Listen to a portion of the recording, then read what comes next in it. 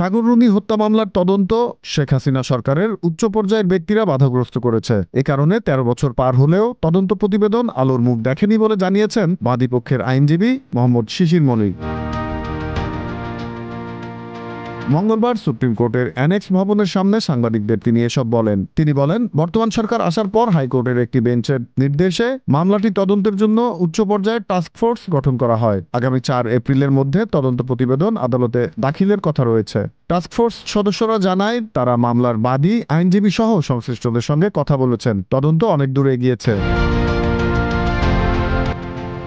এর আগে গত বছরের ১৭ অক্টোবর হাইকোর্টের নির্দেশে এ হত্যার ঘটনায় করা মামলার তদন্তে ৪ সদস্যের উচ্চ পর্যায়ের টাস্কফোর্স কমিটি গঠন করা হয়।